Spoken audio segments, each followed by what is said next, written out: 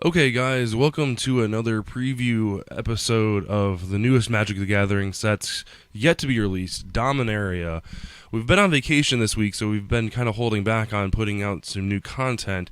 But there's just way too many cards to pass this up. There's a lot to talk about, a lot of cards to get into.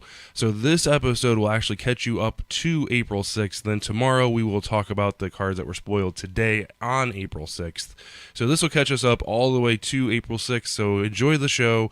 I want to hear about in the podcast or in the notes below what you guys thought about the actual set so far. What are you excited about? What about pre-release? Are you going to think about building?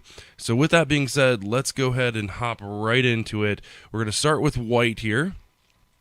And first up, we have our three legendary creatures to start us off. The first one's an uncommon 2/4 Bard Steward of Argave. It's 2 white, 2 generic for a legendary human soldier with vigilance, and then it reads, creatures can't attack you or a planeswalker you control unless their controller pays 1 colorless mana for each of those creatures. So a great way to kind of lock out games. This is an uncommon legendary creature, so that's kind of exciting for limited. Definitely one of those cards in sealed, as well as like Two-Headed Giant in draft. That is going to be a great card for you to pick up. Stopping your opponent from attacking is excellent, and the fact that this has vigilance so it can attack, it's got a big butt, so it's going to be a really good card. It is human, so that's going to give us some extra utility in some standard decks, but I really look forward to playing this in sealed. Next up, we've got a couple of angels. The first one is a 5/5 for 3 generic and 2 white. Laura Dawnbringer. She's a legendary angel, mythic level. She's got flying, first strike, and lifelink, and she also gives your other angels +1/+1 and lifelink. So that's a pretty good stats there. 5/5 for 5. That you can't go wrong with that. The fact that it has flying and first strike is fantastic. If you crack this open and sealed, you're definitely taking it. It's definitely a bomb in any draft or sealed tournament. Getting to 5 mana is not that difficult. Most games will go way past that. Once you draw into this, it's fantastic.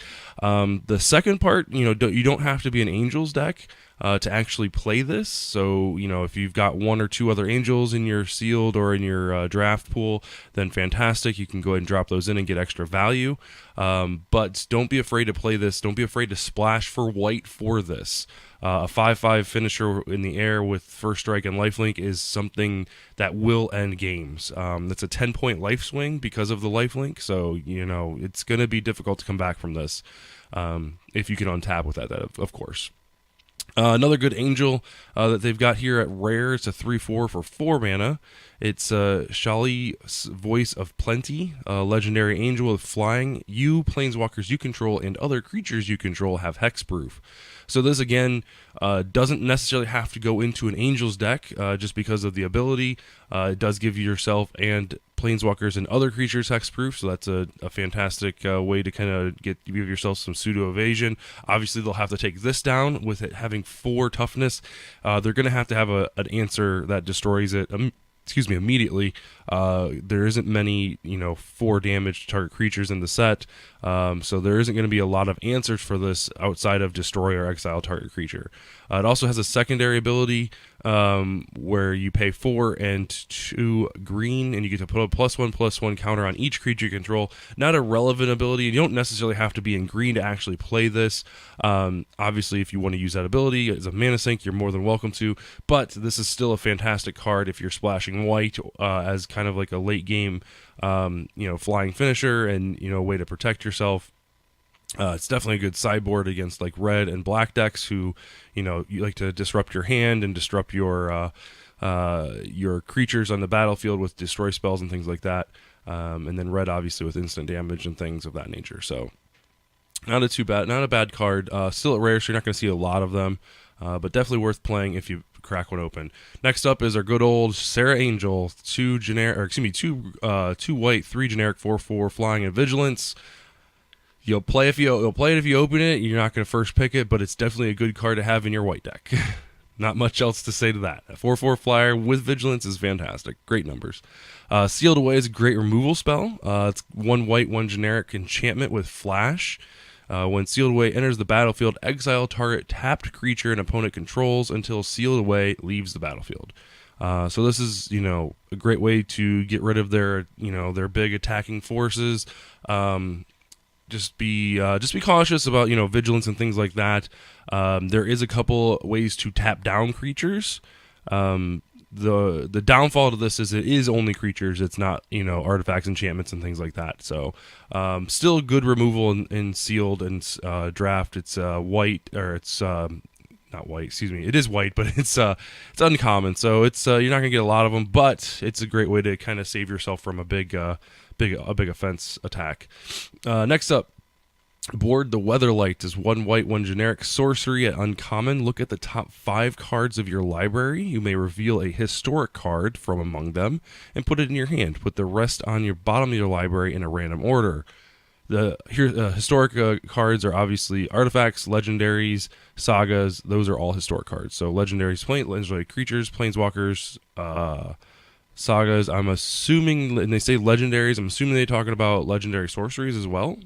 I don't know if that's been confirmed yet or not. So, at any rate, it's a good way to dig through. White doesn't usually get these kinds of spells, so it's a great way to kind of dig. If you've got 4 or 5 artifact spells, maybe a couple legendary creatures here or there, it might be worth dropping on turn 4, turn 5 to kind of get your next drop or whatever. But playing this on turn 2, really, you probably want to do something more on turn 2. Turn 3 or turn 4, being able to play this and then play something else is a much better play, especially if you can actually pick up what you're looking for. In sealed, it'll be a good pickup. So next up, we've got blue. Here's our 3 legendary creatures in blue.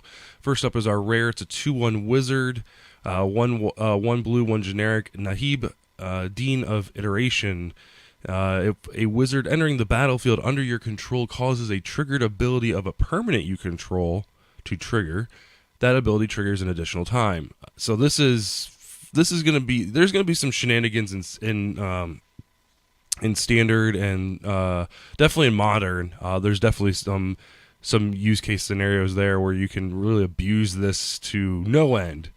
I look forward to playing it because it's a lot of fun. Sealed, you're probably not going to play this. It's unless you've got 8 or 9 actual targets that have like triggered abilities when they enter the battlefield that are wizards on top of that, then it's going to be one thing if you can get it to work, but you're definitely going to have to build around it. And in the perfect world, you're going to get 9, 10 different abilities to trigger on this thing, but don't count on it. So it is at rare, so if you open this up, I apologize in advance.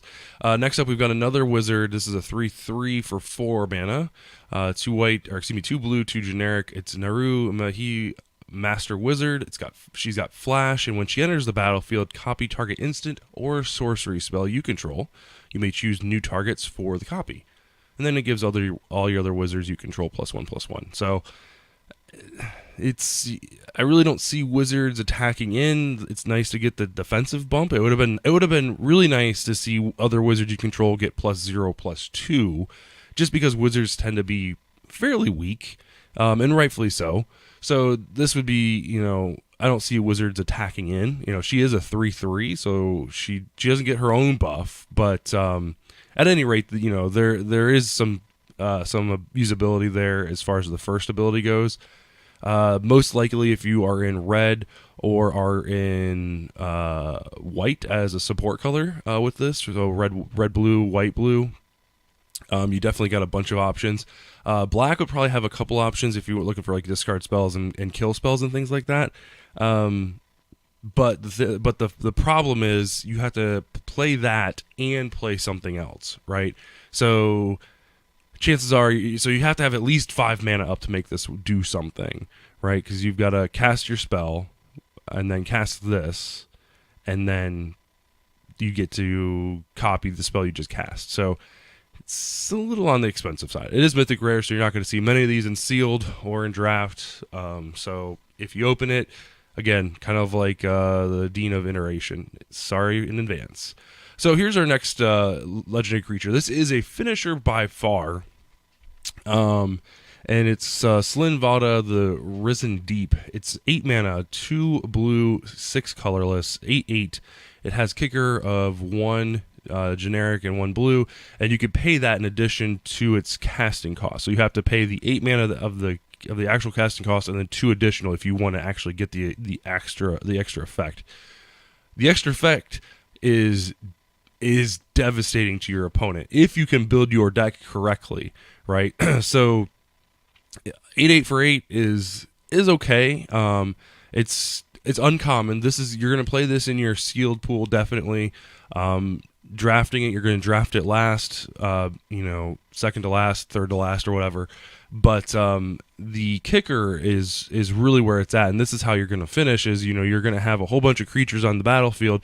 You're gonna have 10 mana. You're gonna play this when he enters the battlefield, and you pay the extra kicker cost.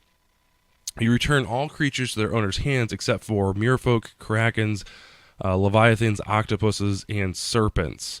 So all of their board minus those 1, 2, 3, 4, 5 creature types get lifted. And then you're going to swing in for the kill. If you have a way to give this haste, that's even better, to kind of give yourself a little bit extra chance to close out the game a turn earlier. Because obviously the next turn they're going to play, you've got 10 mana open, so obviously it's very, very late game. So all that stuff is going to probably come back down. There's a bunch of enter the battlefield effects. So you're going to want to, when you play this, you want to make sure that you can actually win on that turn. Playing this and then passing the turn is definitely not where you want to be at. Unless of course you've got some some counter spells and things like that, some control magic and stuff like that. So next up we've got Tolarian Scholar. It's a 2/3 for 3 mana. Hat common, that's it. Don't play it. It's terrible. Find something else at the 3-drop slot. This is bad. Even though it is a wizard, it's still very bad. Next up, we've got a 1/2 for 2 mana. It's a Human Artificer at uncommon. You tap it, sacrifice an artifact, and draw a card. Play this instead. This is a much better card. You find some artifacts. Build an artifact deck. With some artifact synergies that give you either early game, that don't work well in the late game, and you can tap them. You can tap this guy down, sacrifice that artifact, and basically replace it or whatever. Or if you've got a way to create artifacts, that's another way that you can abuse this card as well. Next up, we have our first legendary sorcery of the day, Karn's Temporal Sundering. This is 4 generic, 2 blue, rare. Legendary sorcery. You can only cast this if you control a legendary creature or planeswalker, right? So you cast it only if you only have the option to cast it if you control one of those 2 types. Now, obviously, if they destroy your legendary creature after you've cast it, this card will still go off. It's just the ability to cast it relies on you having one of those 2 creatures card types. Once you've cast it, then there's no stopping it unless they counter the actual spell itself. But the ability or the effect of the spell itself, it says target player takes an extra turn after this one. Return up to 1 target non-land permanent to its owner's hand. Exile Karn's Temporal Sundering. So just take an extra turn for 6 mana. You get to bounce something back to your hand. So hopefully you bounce something that has an enter the battlefield effect, and then exile this spell. So not too bad. Still a lot of setup time. Obviously by that late in the game, hopefully you'll have a legendary at some point. So. Next up, we have a couple of our Saga cards. First up is Time of Ice. It's 3 generic, 1 blue. It's a enchantment Saga, uncommon. So the first abilities, the first time counter, lore counter, is tap target creature an opponent controls. It doesn't untap during its controller's next untap step, as long as you control Time of Ice. So that would be the first and the second lore counter. The third lore counter is return all tapped creatures to their owner's hands. So this is a good way to at least bounce 2 creatures. If you have a way to tapping multiples down, this is, again, this will definitely help you out in the long run. It's a great removal spell. It caps a couple of them of your opponent's creatures. Forcing them to return them to the hand, hopefully allowing you to attack, past some big creatures. Next up, we have the Miri Conjecture. It's 4 generic, 1 blue. Return the first lore counter is return target instant card from your graveyard to your hand. The second lore counter, return target sorcery card from your graveyard to your hand. And the third one, till end of turn, whenever you cast an instant or sorcery card, copy it. You may choose new targets for the copies. So this kind of goes back to the creature, the legendary creature that has flash and that allows you to cast a spell twice. This is a much better card, only because it at the 5-drop slot. Hopefully, you've cast 1 or 2 cards that are in your graveyard, instants or sorceries. So this relies on having targets, obviously. But if it doesn't, you still get, you don't have to return them. But on the third step, you're going to be able to duplicate instants and sorcery spells during that turn. You don't have to tap any mana to play this on that third turn. So you'll have your mana open, ready to cast spells and duplicate. So this is more of a little bit of setup. Obviously, your opponent sees it coming, but at the end of the day, you're not paying 4 mana on top of what you're going to cast, like with the legendary wizard that we just spoke about. So still not the greatest card. And sealed and limited, it's going to be rough because those games are won on the battlefield. Instants and sorceries, getting a couple bounce spells back wouldn't be too bad. Counter spells, you don't really. I mean, counter spells are one thing. Drawing cards are another thing. That would be another great way to kind of abuse this. Is on turn 4, play your draw a couple cards, and then turn 5 you play this and return it back to your hand, and then 2 turns later you get to refill your hand twice that amount. So not too bad. We got a reprint next. It's Syncopate. It's instant, 1 blue X. Counter target spell unless its controller pays X. If that spell is countered this way, exile it instead of putting it into the owner's graveyard. So this is a great limited card. Being able to counterspell your opponent's bomb, this is a fantastic counterspell because it gives you the option of paying however much you want for X. So as long as you leave 2 mana up, you can counter any spell unless they pay 1. But if you've read your opponent, and you can kind of see what they're playing and when their big spells are going to be and things like that, you can leave up mana to help you avoid that. And the nice thing about this is it exiles those cards. That way they can't get them back. And because there is going to be some graveyard shenanigans in this set. So I definitely would play at the common level. You're going to open up a couple of these. Definitely put at least 2 in your limited deck. This is definitely one of those cards that I can foresee people, tapping out to play, their Time of Ice or whatever, and you can counterspell that to really kind of set them back. So definitely worth picking up. Last up on blue is Unwind.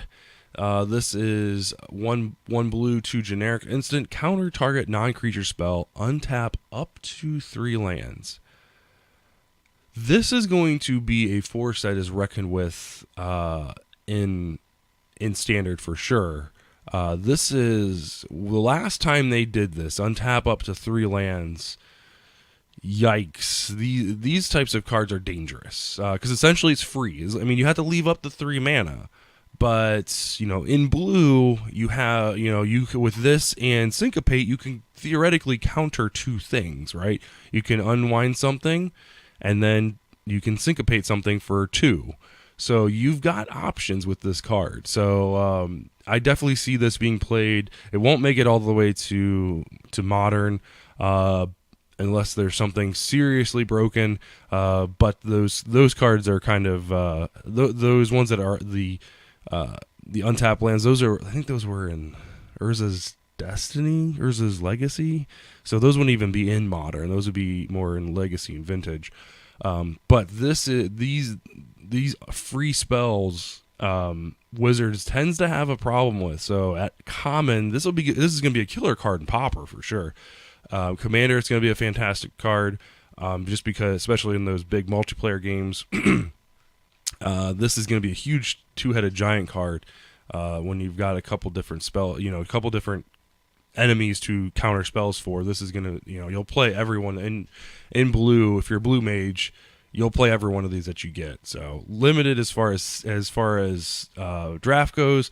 Yeah, you'll want to pick up one or two of these for your deck, but don't go, unless there's nothing else in that pack. This is something to go for. Next up, we have black. We've got our legendary creatures and sorceries up first. Urgoers, the empty one, is a 4/3 specter with flying. It's 4 generic and 2 black. And when he enters the battle, whenever he deals combat damage to a player, that player discards a card at random. But if that player can't, you get to draw a card. So this is the Hypnotic Spectre on steroids. Lots of fun to play with back then. A little bit more expensive at 3 additional mana. But you get a little bit of buff on the attack and defense. That clause down there, if your opponent can't, you draw a card. This is going to be a limited bomb for sure. Flying, so it's got evasion. It's okay on the defense. As for its toughness, 3 damage is kind of that scary slot where you've got like a couple spells that can tag team this thing to take it down, which I would gladly 2-for-1 myself to take this down for sure. Because even if the person hits one time, and this is coming down on turn 6, so the likelihood of your opponent having multiple cards in hand is very slim. They're going to have 1 or 2 cards left, and if you can, drop this on turn 6, turn 7, you've got a couple extra removal spells for their hand. You can really wipe away that hand first and then go in for the attack, deal a couple points of damage, and get yourself an extra card. Definitely a build around for sure. If you're in black and it's an uncommon, if you got one of them, play it, go for it.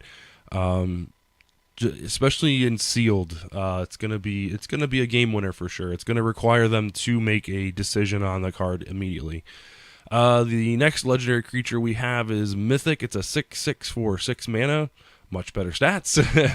This is Demon Lord Belzonlik. It's a legendary Elder Demon with flying and trample, so immediately it's better than the Spectre. But it has an additional ability of when it enters the battlefield, exile cards from the top of your library until you exile a non-land card. Then put that card into your hand. If that card's converted mana cost is 4 or greater, repeat this process. He deals 1 damage to you for each card put in your hand this way. So, he enters the battlefield. You look at the top card of your library. If it's a non-land card, you put it in your hand, and then if that card is 4 or greater, you get to do it again. And at the end of this whole process, the number of cards that went to your hand is how much damage it deals you.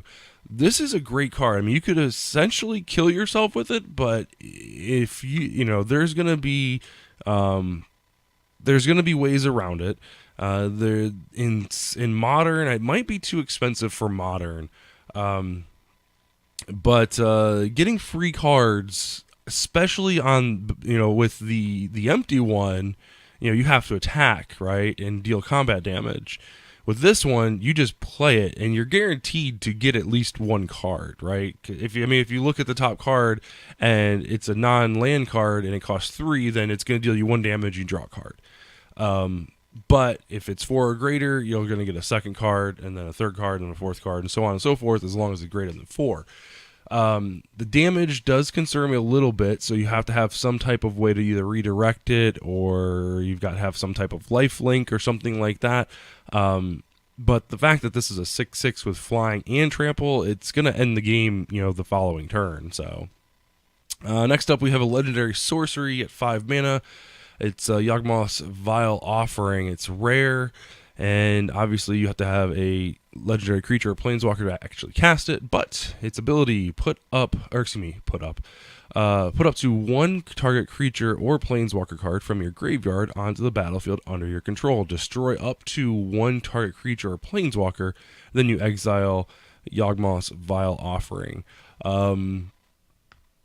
I mean, the nice thing is if you don't have a planeswalker and sealed, you're going to be able to get your best creature back. It's 5 mana, so you're not going to necessarily cast this on turn 5, but when they counterspell or destroy your bomb, this gives you an option to get it back. So think of it as kind of like a half of a card as far as your bomb is concerned. Because if you draw this first, then you're kind of feel bad.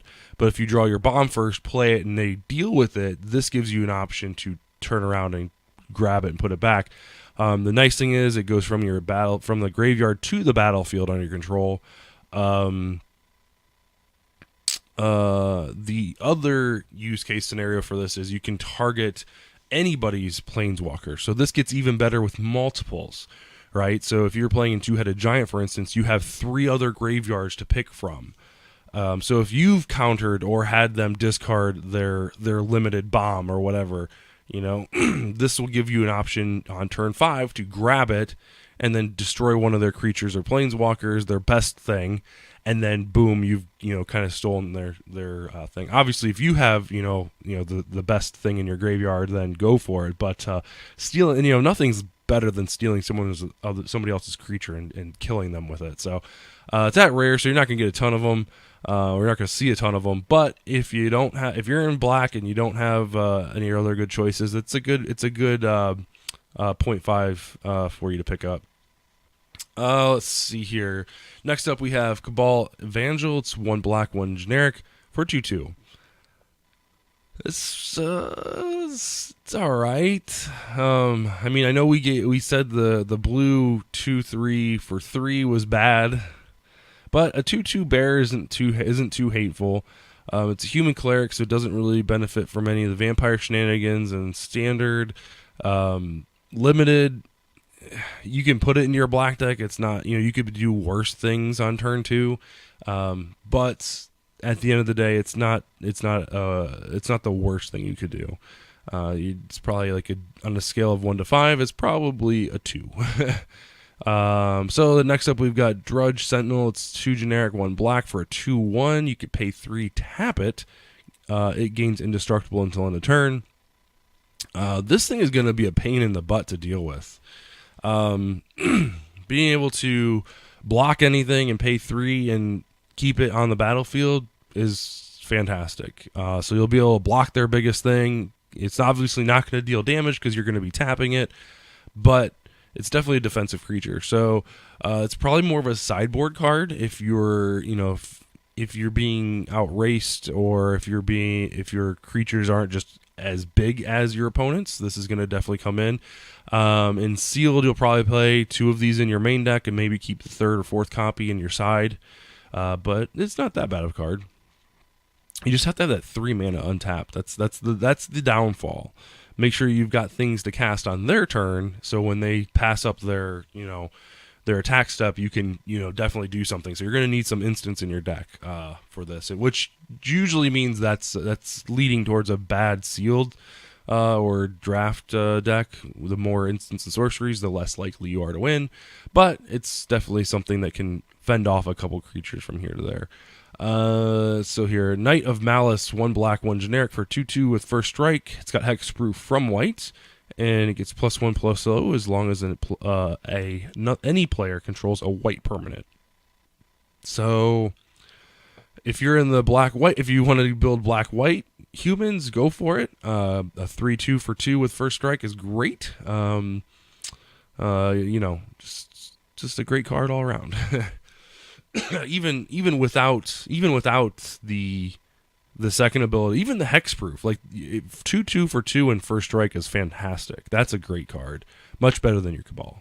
That's what you want to be doing on turn 2. Next up, we have Caligo Skin Witch. He's a 1 generic, 1 black, 1/3 human wizard with kicker. It's 3 generic, 1 black, so you can pay a total of 6. When he enters the battlefield, if it was kicked, each opponent discards 2 cards. So 6 mana, it's good late game. It's okay early game. It's got a decent defense for turn 3, or excuse me, turn 2. So it will be able to block their 1 and 2 drops, and in some cases their 3 drops. So it'll fend off very well in early turns.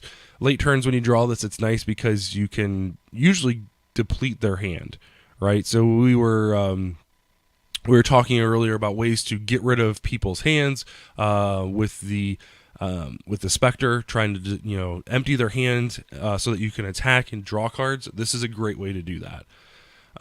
So it just depends on what your deck is trying to do. It's common, so you're gonna play your first one and maybe hold off on the second one. We'll see. Next up is, I love this card. I'm super excited to play this card. Lingering Phantom. It's 6 mana, 1 black, 5 generic for a 5/4. Whenever you cast a historic spell, so an artifact, a legendary, or a saga, you may pay 1 additional black. If you do, you return the Phantom from your graveyard to your hand. Recursion in Limited is a game-winning strategy, right? Yes, this costs 6 mana. It's only a 5/4. It should have flying. I don't know why it doesn't, but it doesn't, so But being able to get it back, there's plenty of legendaries. There's a couple good sagas in black. Artifacts, there's plenty of low-casting artifacts that will impact the board or impact the game. This, being able to get this back, after it's a 5/4 for God's sakes. You give this some type of evasion, or you clear the way for it to attack in. You hopefully have at least a couple points of damage on the battlefield or on the board, by turn 6. But this is a great way to kind of finish that game. And if they deal with it, then you have a way to bring it back. So you'll play 1. It's uncommon, so you're not going to see a whole bunch of them. Play 1, play 2, but after that, just kind of hold off. Unless you don't have any better finishers. Cabal Paladin's next at 1 black, 3 generic for 2. It's whenever you cast a historic spell, it deals 2 damage to each opponent. Again, it looks like black's trying to get into this historic deck. It's not that bad of a card. 4 mana, 4/2. That's rough. If I would say play this in your sealed deck, if you've got at least 6 or 7 historic spells, and that seems like a lot. So I find this hard to play. I mean, the 2 toughness really makes it hard to say go ahead and pull the trigger on it. It doesn't have any additional effects. If you're playing Two-Headed Giant, it does significantly go up in stock because the 2 damage is actually 4 damage, so that's actually pretty good. Still, playing one of these is probably your limit. If you've got 4 or 5 artifacts, then you might start considering more than that. But other than that, this really is kind of a rough card, thanks to its defense at least. Device is 1 black sorcery. At common, target player reveals their hand. You choose an artifact or a creature. That player discards that card. This is just a great way to get cards out of their hand. I mean, artifact creatures, everybody's playing creatures in Limited for sure. So this is going to be, you're definitely going to play at least 2 of these. Artifacts are kind of a bigger part of this, bigger part of this set than in the past. Kind of, I would say not quite as on the level of Kaladesh, but it's approaching that. But in Limited, creatures win games. So you're probably, if you play this on turn 1, chances are you'll have a target. So it gets significantly worse as the game goes on, but you never know. Let's see here. The Eldest Reborn is next. It's 5 mana for a enchantment saga. The first lower counter, each opponent sacrifices a creature or planeswalker, so you get their worst thing. The second lower counter, each opponent discards a card, so you get their worst thing out of their hand.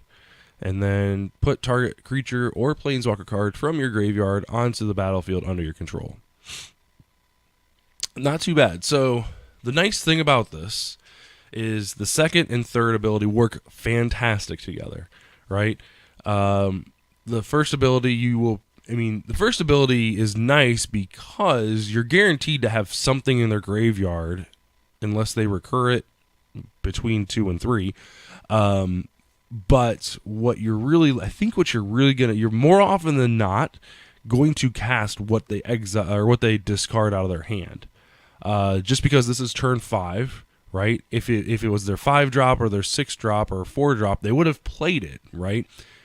If you have a way to control the battlefield and you know that this is coming out, getting rid of their smaller creatures is definitely a strategy that you could take. But more often than not, I think you're going to recur or reanimate what their discard is. So again, it's uncommon, so it's not going to be like the greatest thing you play, but it's a great way to interact, with your opponent. Chainer's Torment's next. It's 1 black, 3 generic. It deals 2 damage to each opponent, and you gain 2 life for the first 2 lore counters. And then you create a XX black nightmare horror creature token where X is the half of your life total rounded up, and then it deals X damage to you. Eesh. Ouch, ouch, ouch, ouch, ouch. So if you're at 20, you're gonna get a 20/20, and then you're gonna go down to 10. But which the nice thing is this thing's giving you some amount of life. This is a fantastic card in Two-Headed Giant. This is turn 4 you're gonna deal 4 damage, and then on turn 5 you're gonna deal 4 more damage, and you're gaining 4 life over the course of those 2 turns. And then you're going to get a big creature. So limited, this is going to be fantastic. You'll play as many of these as you possibly can. This is just, they get worse as you go on. But if you have a way to gain life, some type of lifelink spells or anything like that, the horror doesn't have any type of evasion, but it's going to be a game ender, right? So if you can get 2 of these on the battlefield, right? So like, let's say you're at, 14, you're going to get a 7/7, and you're going to go down to 7 life, and then you can attack in for 7 damage, and then, go from there. But at the end of the day, it's going to be a great card for limited and sealed. Play 1 or 2 of them. If you get 3 of them, you're going to probably put 1 in the sideboard, but drawing that card is going to be fantastic. Next up, we have red. We've got our 3 legendary cards. Squee the Immortal is a 2/1 legendary goblin at rare for red 1 generic. You may cast Squee the Immortal from your graveyard or from exile. So, kind of great card, right? You can pay 3 and bring him back. He doesn't.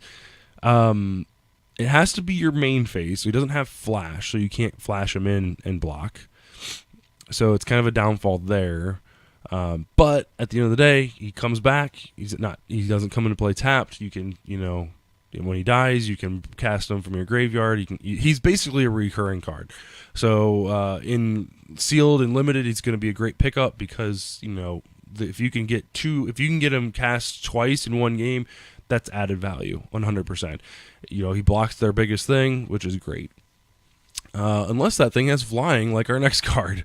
Vurex, the Blade Wing, is 2 generic, 2 red for a mythic 4/4 with kicker of 3. So if you pay 7, he enters the battlefield, and you get to create a 4/4 legendary dragon creature with flying. Korax Bloodwing. So the brother, maybe? Or the mate, maybe? I don't know. I'm sure there's some lore counter there, or lore somewhere in there, but at the end of the day, 2 creature, turn 4, 4/4 flyers, great card.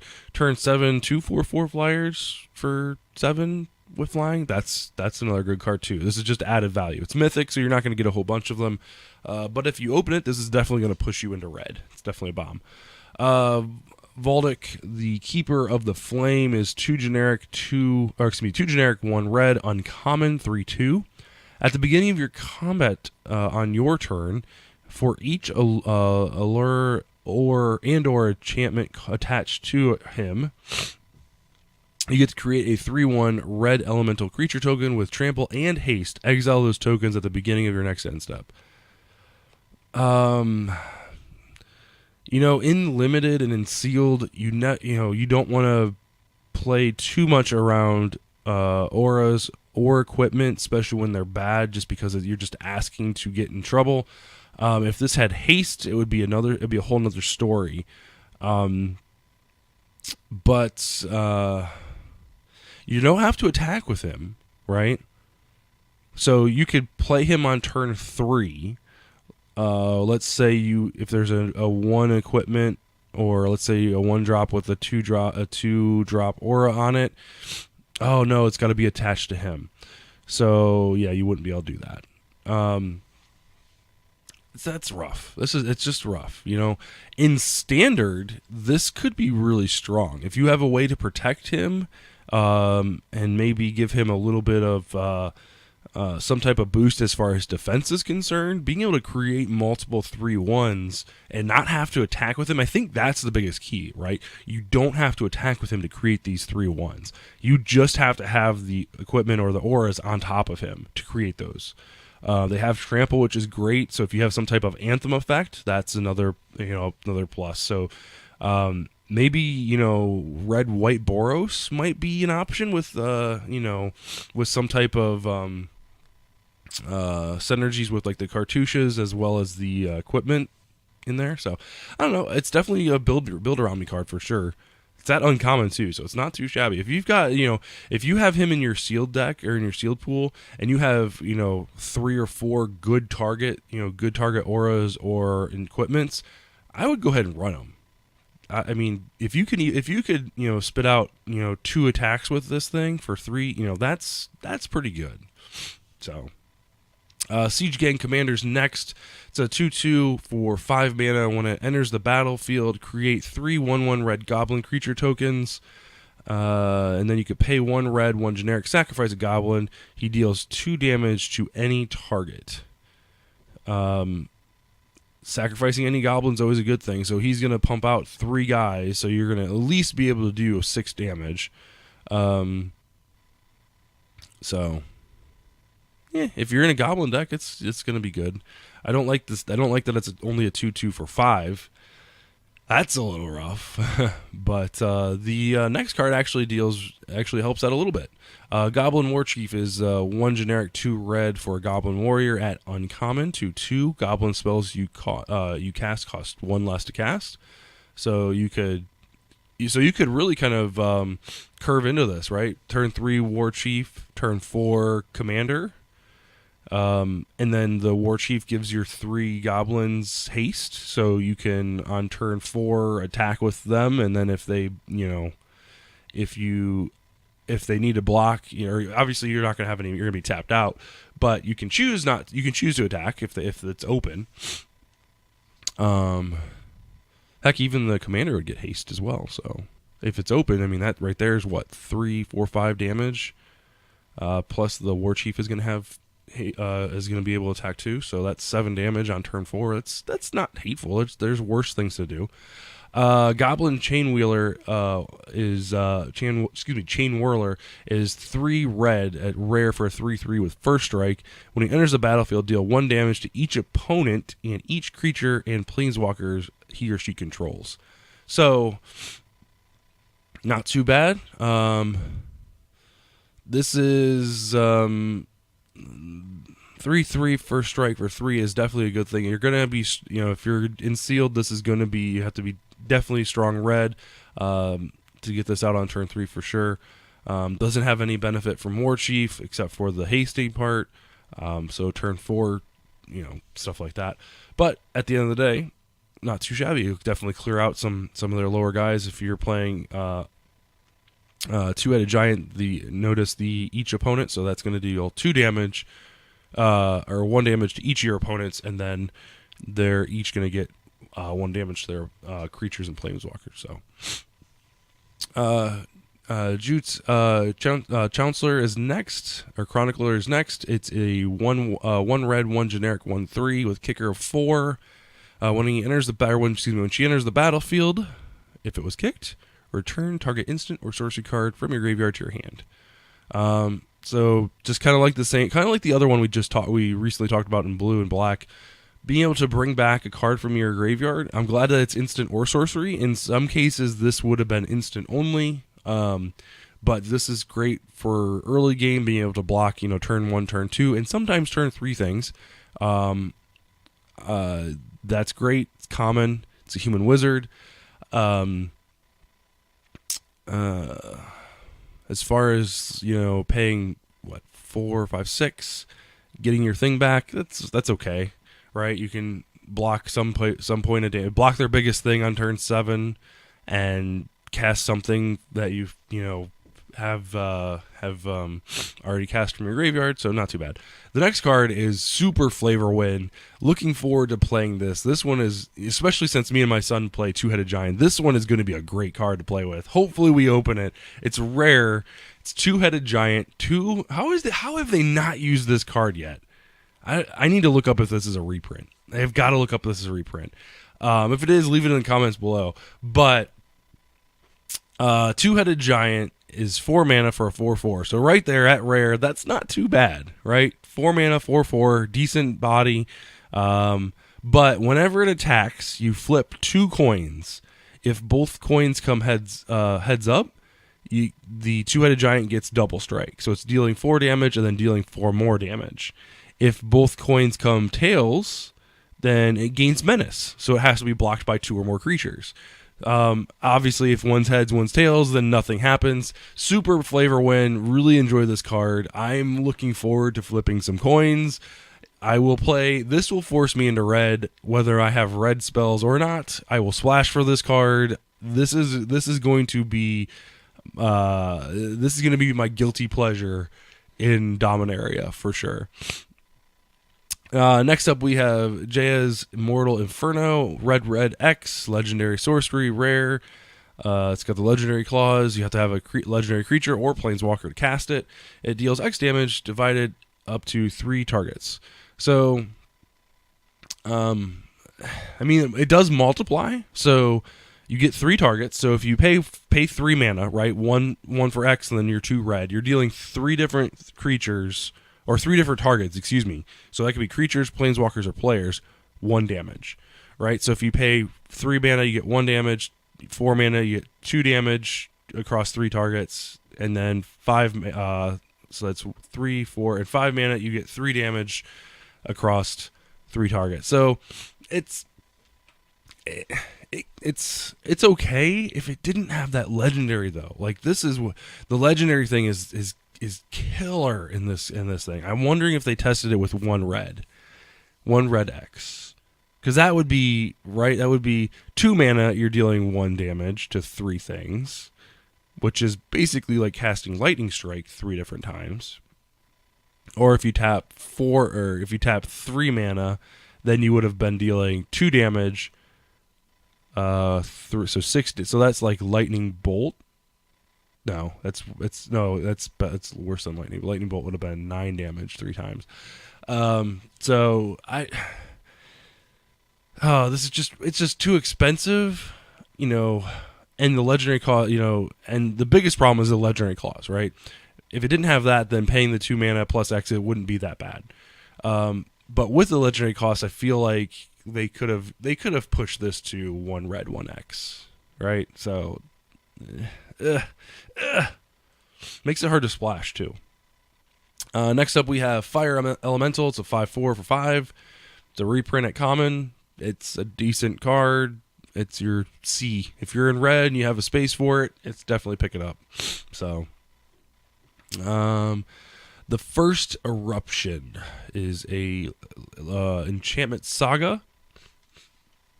It's 1 red, 2 generic. The first lore counter is going to deal 1 damage to each creature without flying. The second lore counter is going to give you 2 red mana, excuse me. And the third one, you're going to sacrifice a mountain. If you do, it deals 3 damage to each creature. It's a flavor win, that's for sure. So, obviously, if you can't sacrifice the mountain, like if you, for some reason, they destroy your mountain, or let's say you tapped an artifact for red to cast this, you won't get the third lore counter ability. That's straight up. So, this is just rough. I mean, the nice thing about this is if you can play it during your second main phase after combat, and you can get a creature or 2 off of the 1 damage, that's a win. This is going to damage your creatures if they don't have flying. So, I mean, even the second ability or the third ability is going to damage your creatures too, right? After you sacrifice the mountain, it's deal 3 damage to each creature. I don't know. For 3 mana at rare, in limited, you're not going to get a bunch of them. You might see one. If you open it, it's not going to necessarily push you into red. If you're in red, this is a decent card to play. So, then last up in red, we have Jaya Ballard. This is kind of a weird planeswalker. She really doesn't have much to do with she doesn't have really a lot of usability. Like, her utility is very low. So she's 5 mana, red, 2 generic for 5 loyalty. So right there, that's actually good, right? 5 loyalty, player, bumper up to 6. That's a good planeswalker, right? The abilities are what's dangerous for this card, right? So you can tick her up and get 3 red mana, spend this mana only to cast instant or sorcery spells. So you can play her and then play something that costs 3, so like your first eruption or whatever. So that's not a bad thing. It doesn't protect her at all. So unless you can cast a creature with that 3 mana, this isn't gonna help. It's not gonna help you. If you can get rid of one of their creatures or whatever, then that's fine. But it all is all pending that you have an additional card to make her good. And that's not even good to make her, satisfactory. Her second ability is a +1 as well. You can discard up to 3 cards, then you draw that many cards.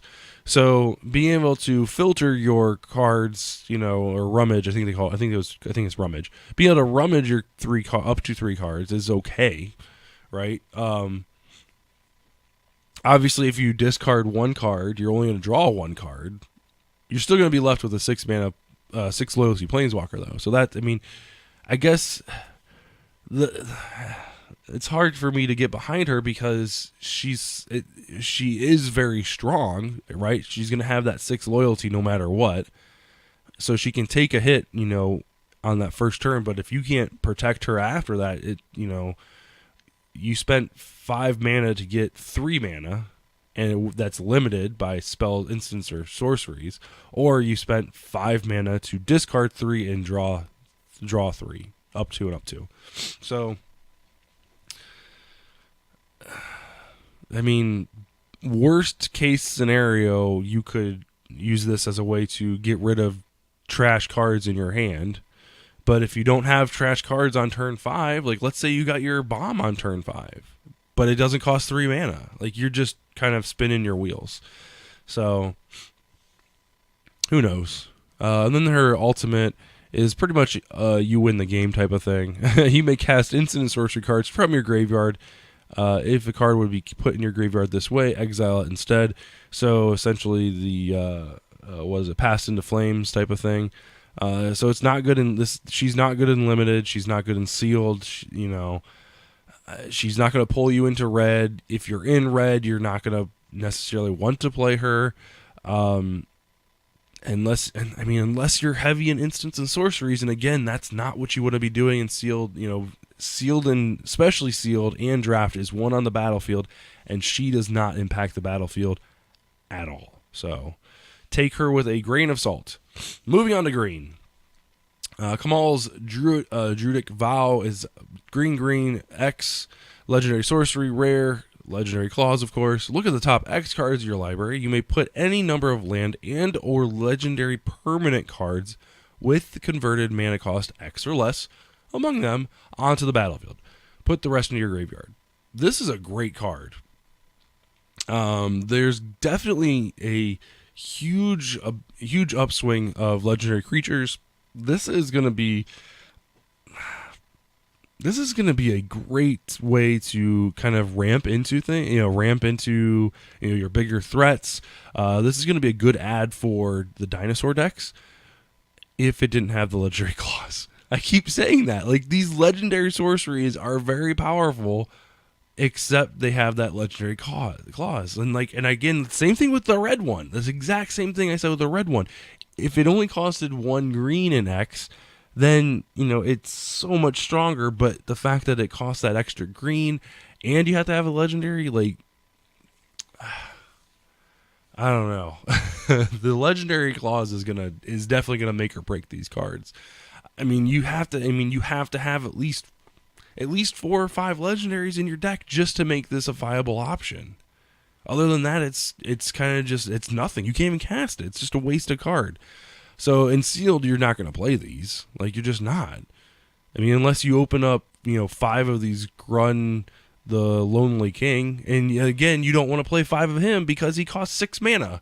And you've got the Territorial Allosaurus for 4. That's great, but it's rare. So, like, there isn't cheap enough legendaries to make this a viable option. I think blue had a couple 2 and 3 drops, so that's not too bad. And actually, the Allosaurus isn't even legendary, so I take that back. He's not even legendary. He's just on the slide. So anyway, moving on. So we've got the Lonely King here, 6 mana, 4 generic, 2 green for a 5/5 Ape Warrior legendary with kicker of 3 generic. If it was kicked, it enters the battlefield with 5 +1/+1 counters. When it attacks alone, double its power and toughness until end of turn. Holy smokes. So if you cast this thing for its casting cost of 6 plus the 3, which equals 9, you're getting a 5/5 +5 counter, so a 10/10. And then if you attack alone, it becomes a 20/20. It doesn't have trample. It doesn't have any type of evasion like menace or any, hexproof or anything like that. It's literally I feel like it should have menace. Like, I know menace isn't a green ability, but this is one of those times when, like, being able to kind of break the color pie a little bit. I feel like this might have been that chance. Trample would have made it too powerful. A 20/20 trample is a little powerful. But, attacking alone, great flavor win.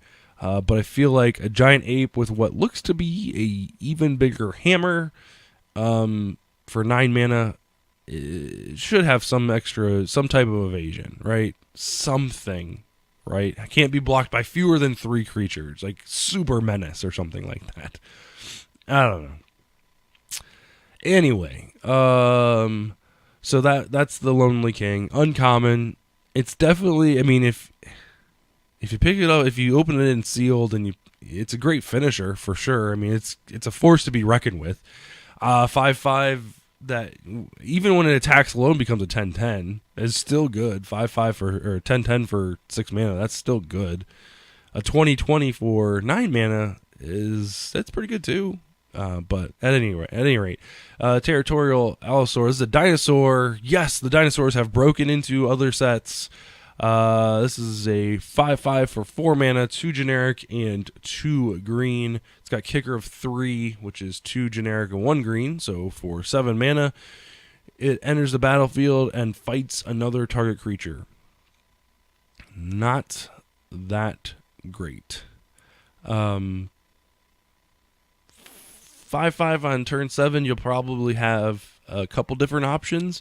Again, on turn 7, if they don't have any viable options, you can just play it, right? This is another good instance of casting it after your main phase, your combat phase. So like after combat damage, you might be able to knock off like one of their bigger creatures.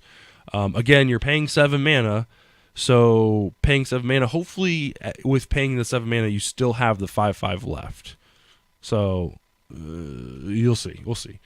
It's rare, so you're not going to see a whole bunch. So if you're in green, you'll play it. Thorn Elemental is back. 5 generic, 2 green for a 7/7.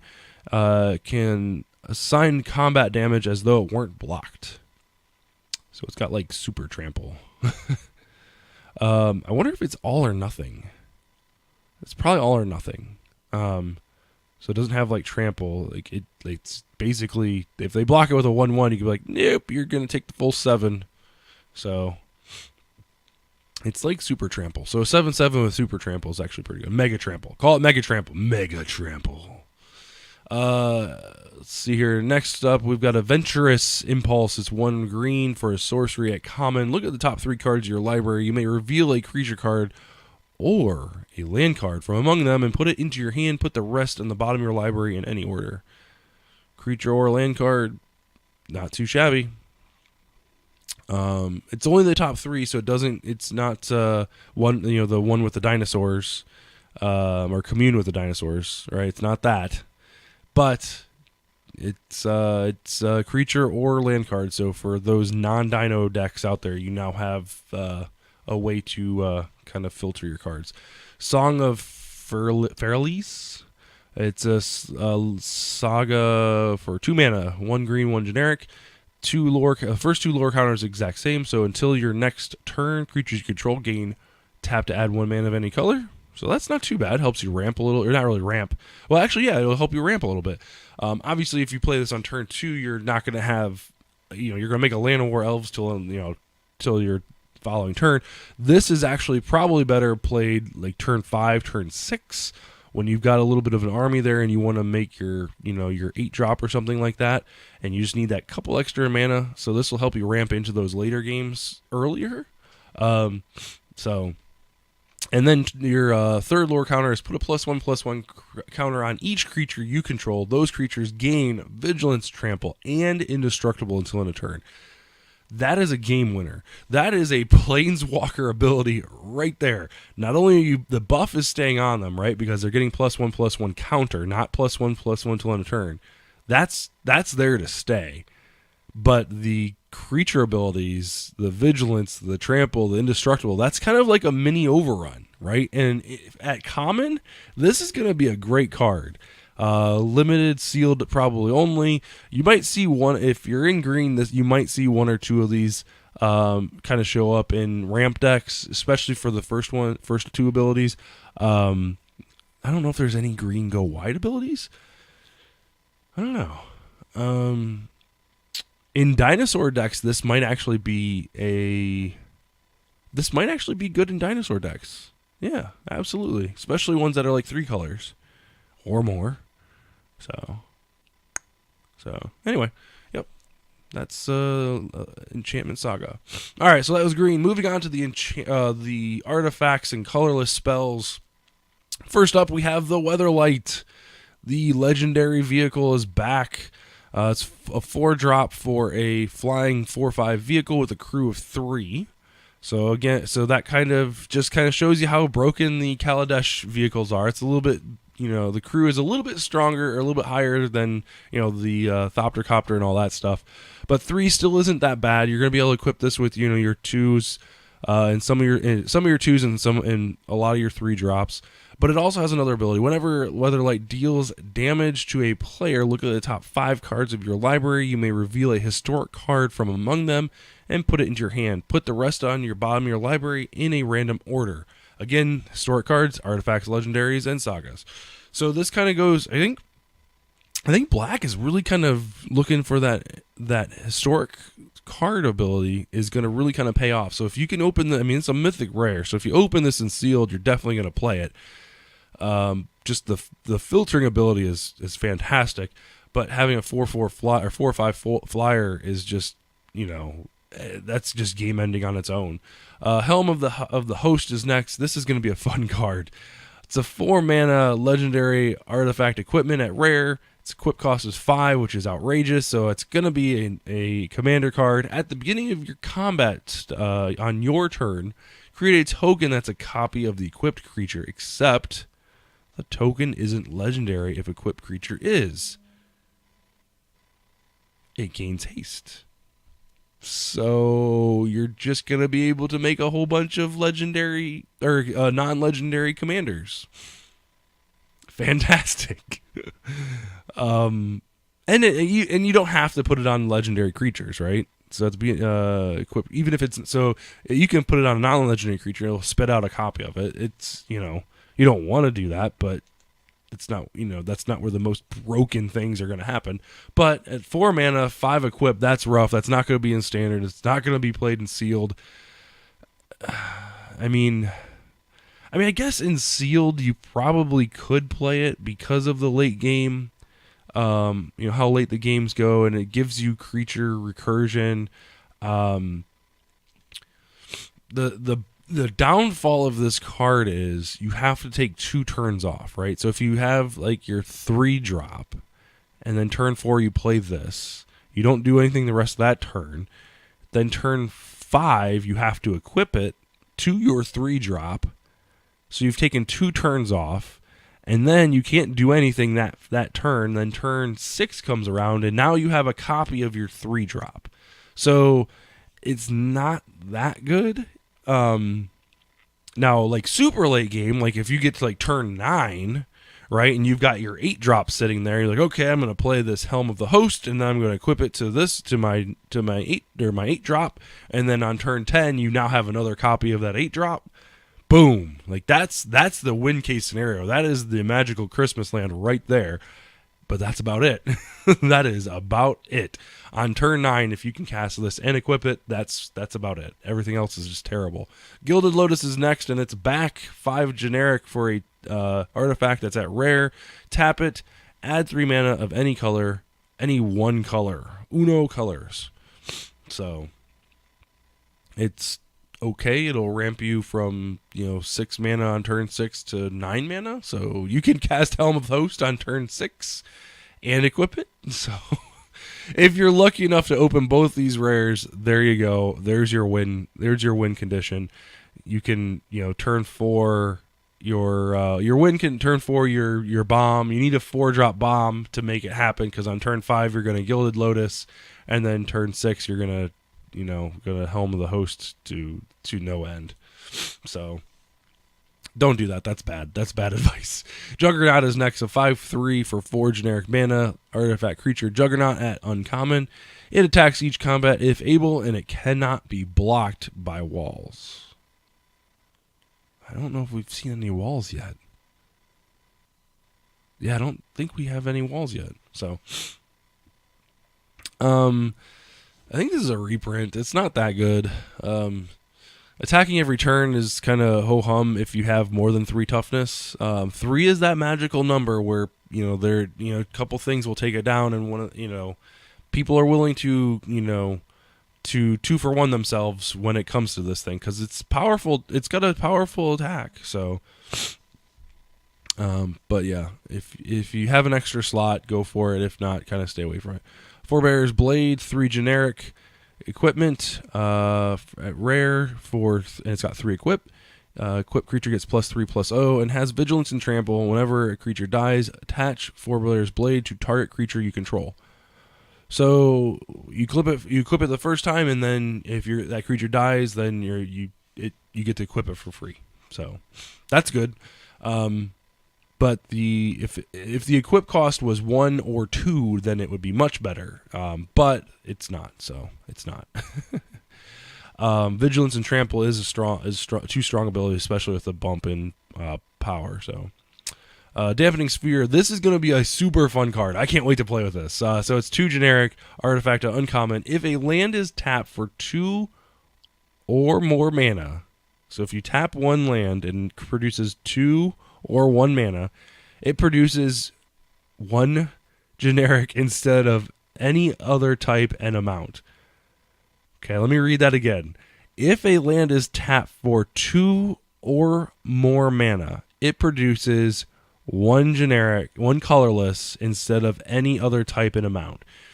So if you have if you have an opponent, this is going to be a great sideboard card.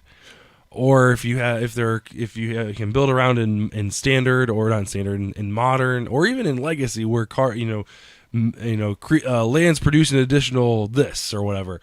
This will hose those players so hard if you can build around it.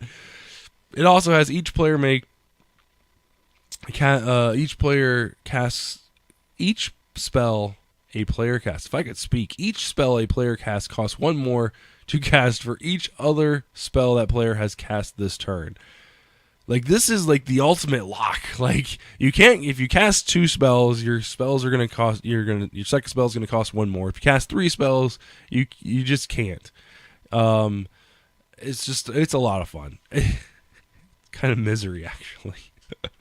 So you will not play this in sealed. You will not play this in standard. It's not worth it.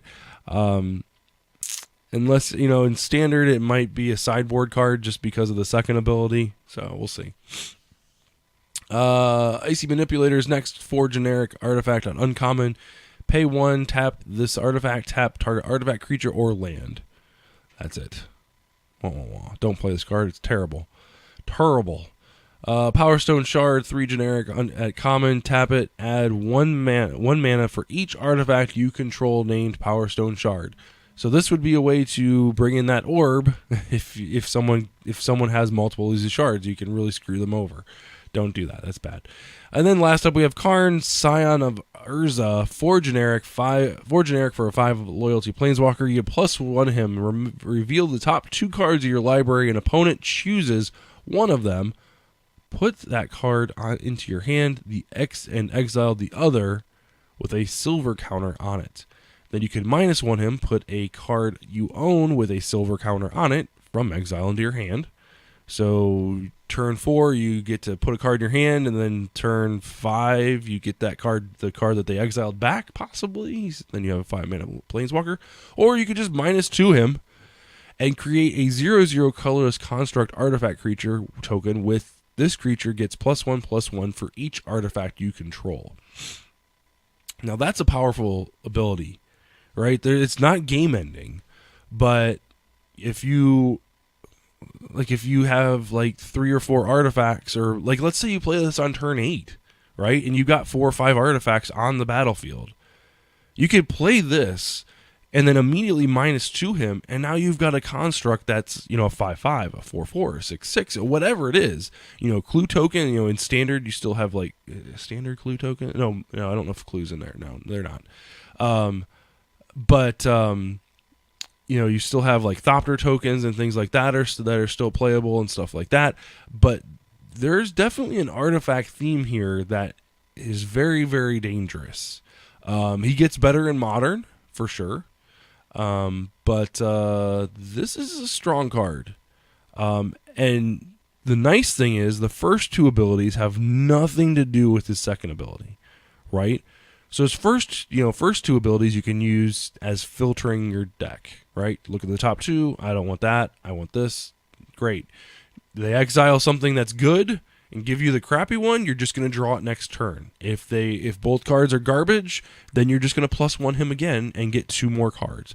It's just going to help you get through your deck and get to your game-ending cards. So I really enjoy Karn. It's going to be a lot of fun. I think other people were thinking more of like a devastating ultimate, but in the right deck, that could be pretty strong.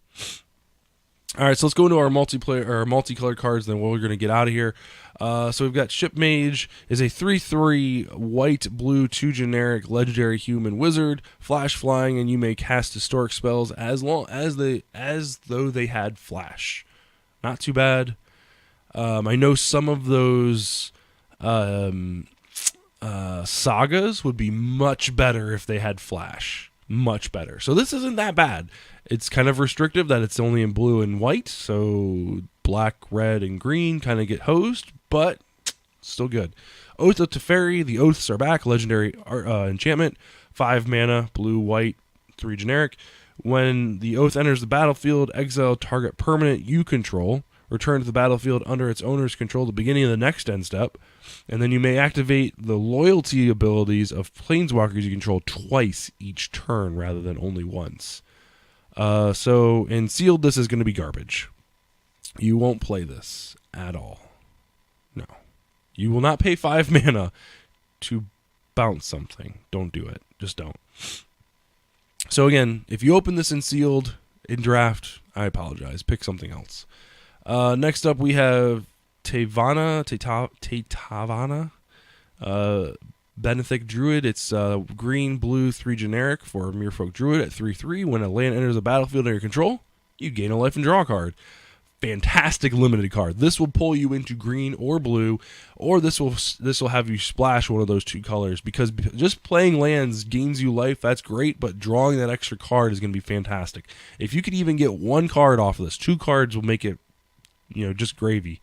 But 3/3 for 5 mana, that's a little rough, but if you can get the extra cards off of it, that's where it's at. This card drawing engine is real. If you couple that with a couple of the spells that allow you to put extra lands into the battlefield, whether they come into play tapped, go for it. It's whenever a land So if you have a spell that lets you put multiple lands in play, it's going to trigger each time.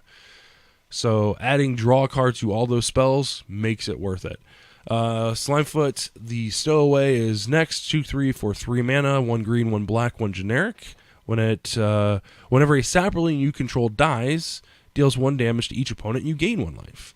And you can pay 4 to create a sapling token. Look at that. It's got its own engine. Gets much better in Two-Headed Giant, dealing 2 damage and gaining 1 life. That's fantastic. This is a good card. Legendary and uncommon. Fantastic. Avid the Cursed is 3 generic, 1 white, 1 black for a 3/3 with Death Touch and Lifelink. Other legendary creatures you control get +2/+2. That's not too shabby. The Death Touch and Lifelink's good. It's a little rough on the 3/3 side, but boosting your other guys. So this is a great way to, if you open up a couple different legendaries and you want to go 5 color, this is a great way to push you into that. So I would say if you have less than 5 legendaries, this is not worth it, because 5 other legendaries, this is definitely not worth it. If it makes up about 25% of your creatures in your pool, then it's a viable option. But 5 mana, it's going to trade up, but it can attack in and get you some extra life or whatever. But that 2/2, that anthem, that dual anthem effect is really where you want to be at.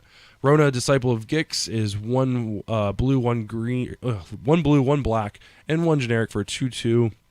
And when she enters the battlefield, you may exile target historic card from your graveyard. You may cast. Really? So when she enters the battlefield, you may exile target historic card from your graveyard. Right? You may cast non-land cards exiled with Rona. Exile the top card of your library. This is actually kind of an interesting card. Not too bad. Not too bad. I mean, it's going to give you back, as long as you can keep her alive, right? So you can recast things, right? You at least get 1 card. But paying 4 to essentially draw a card, as long as you can keep her, then you kind of got a little bit of an engine there. A little bit. Not a lot, but paying 4 to exile, that's a little rough, but you never know. Next up, we've got a couple of our red blues and a red whites. We've got a Cinderwind, Adazil. The Cinderwind is 1 blue, 1 red, and 1 generic for a 2/2 uncommon with flying and haste. Whenever you cast an instant or source spell, it gets +1/+1 until end of turn. That's it. Prowess for instant and sorcery spells. Why didn't they just give it prowess? Just give it prowess, please. Makes it much nicer. Anyway, not too bad of a card. Again, in draft and limited, sealed, you're not wanting to cast a lot of instants and sorceries. Oh, it's wizards you control get +1/+1. That's even better. Holy cow. That's even better. I misread the card. I apologize. If you're in blue wizards, I mean, there are a couple red ones, but if you're in blue wizards, this isn't a bad thing, right? Being able to attack in, it's got evasion with flying, and you can represent a couple different options as far as spells in your hand. So if you can strike the balance between wizards and spells, this is going to be a good card to put in there, and it's uncommon as well. Johora, Weatherlight Captain, is 2 generic, 1 red, 1 blue for a 3/3 legendary artificer at Mythic. Whenever you cast a historic spell, draw a card. It's not too shabby. Not too shabby at all. Tiana Ship's Caretaker is a Boros card, 3/3 for 5 mana, 3 generic, 1 red, 1 white. Angel Artificer, she's got flying and first strike, and whenever an aura or equipment you control is put into the graveyard from the battlefield, you may return that card to its owner's hand at the beginning of the next end step. So this is going to be good with the red card, the red legendary that was it a legendary? I don't know if it's a legendary or not. That pumps out those elementals, the 3/1s for the auras or equipment. So this is definitely a card that you can consider, and it's in the red-white colors as well. And I believe we were talking about red-white for him as far as like the cartouches and things like that. So this is definitely something that you can put into that deck. And she's uncommon as well. 3/3 for 5. Flying is okay. First strike is kind of ho-hum, especially with the flying, but not too shabby. Next up we have Joda Archmage Eternal. It's one generic blue, red, white for a 4/3 with flying. It's a human wizard. And you may pay white, blue, black, red, green rather than paying mana cost of any spell that you cast. This is definitely going to be a commander for sure. Everything else is a little bit on the rough side. Paying 5 mana for everything, you could do some dumb stuff for sure. The 5 mana cost though of one of each color that's a little rough, but you can do some dumb stuff in modern for sure. So, Moldritha the Gravetide is 3 generic, 1 black, 1 green, 1 blue. Elemental avatar. It's a 6/6. During each of your turns, you may play up to 1 permanent card of each permanent type from your graveyard. I mean, sure, why not? I mean, this is giving everything flashback in your deck and being able to cast creatures. I mean, creatures, you can cast, and it says you may play. So if you've got a land in your graveyard, you can play it. You still have to pay for it. And then, check that out. If a card has multiple permanent types, choose one as you play it. So you don't get screwed when something has multiple card types, like legendary or take artifact creature for instance, right? You don't screw yourself out of casting either artifacts and creatures when you cast it. You get to pick, okay, I'm going to cast this as a artifact, and then I'm going to cast this creature as a creature. So you don't screw yourself. This is a great card. I mean, limited bomb for sure. It's definitely going to pull you into those 3 colors. It's a little restrictive though because of that. But again, it's a 6 mana drop or 6 drop. So the recursion is definitely strong. So if you're in 2 of those colors, it's worth the splash for the 3rd. The next card though is going to be fun. This is Dragaz, the Reincarnate. It's green, red, black, 4 generic for a 7/7 with flying, trample, and haste. So right there, 7 mana, 7/7, flying, trample, haste. Fantastic card. But there's more. If it would die, instead exile it with 3 egg counters on it. At the beginning of your upkeep, if this dragon is exiled with an egg counter on it, remove the egg counter from it. Then if it doesn't have no egg counters on it, return it to the battlefield. So every 4 turns, it's coming back. But still, that's